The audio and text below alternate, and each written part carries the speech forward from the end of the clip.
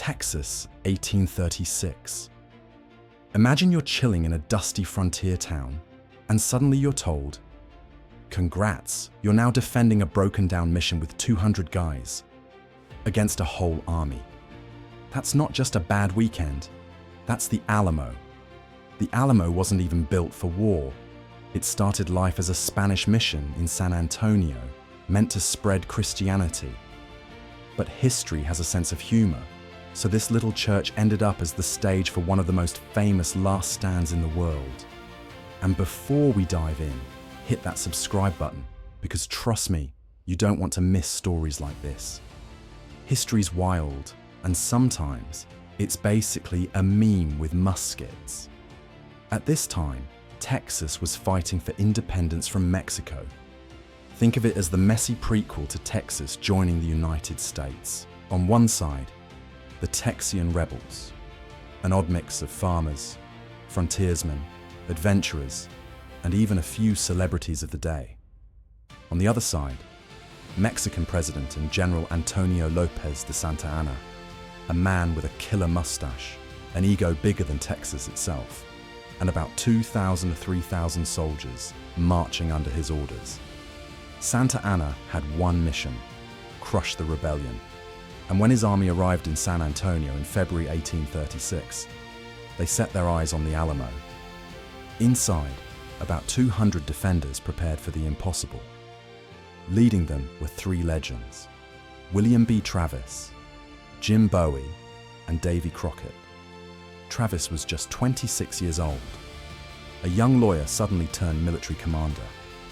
Imagine your college debate team captain being put in charge of a fort. He was brave but green.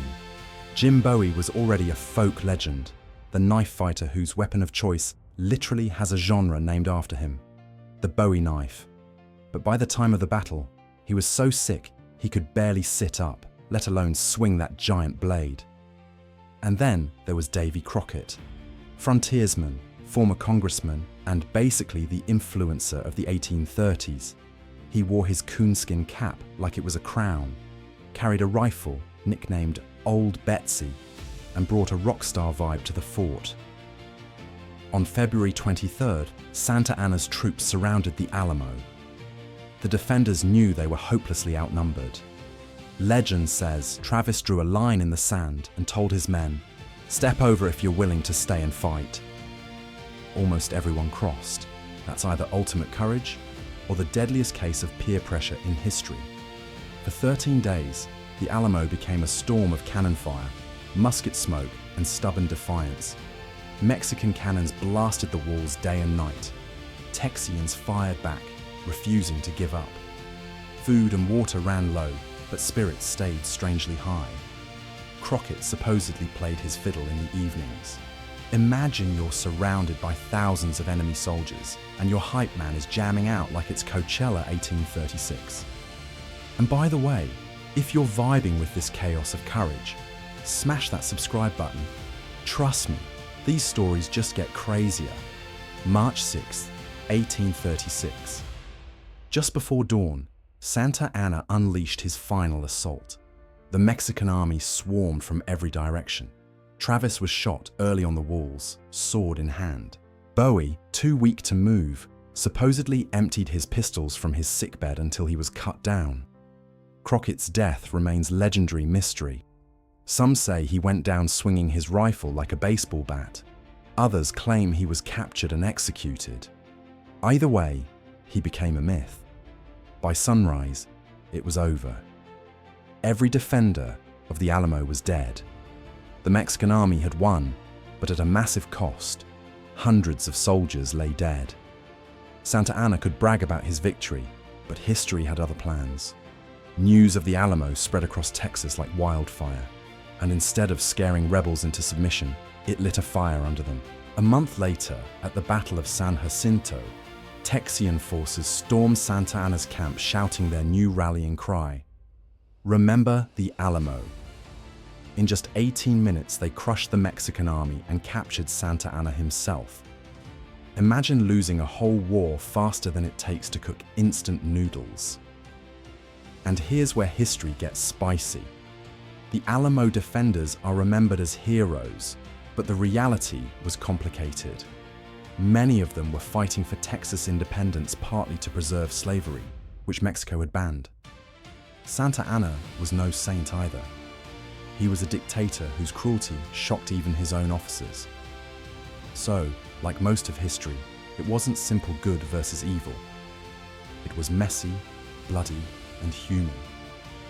But in terms of drama, the Alamo is unmatched. The legends, of course, only grew bigger. William Travis, remembered as the young commander who refused to surrender. Jim Bowie, the fighter too sick to stand, who kept shooting from his cot. And Davy Crockett, who turned from politician to pop culture icon.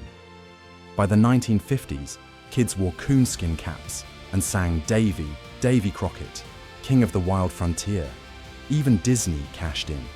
Hollywood has filmed the story more times than they've rebooted Spider-Man. The Alamo itself became a shrine. Today, millions visit San Antonio to see the site. Some view it as sacred ground, others as a reminder of the messy birth of Texas. But either way, the place radiates history. And let's be real, the Alamo is also meme material. Imagine being one of Santa Anna's soldiers.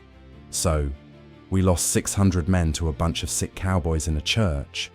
Or the defenders, out of ammo, no problem, pass me that fiddle, I'll swing it like a Louisville slugger. If Reddit existed back then, Alamo memes would have dominated the front page.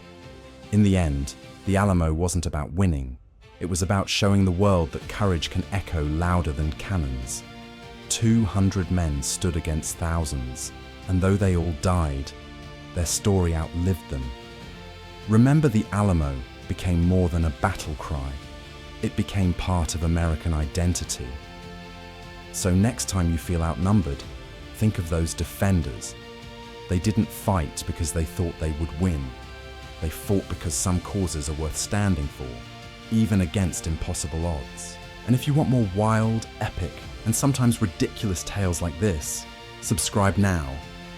Because history isn't boring, it's just waiting to be told with memes.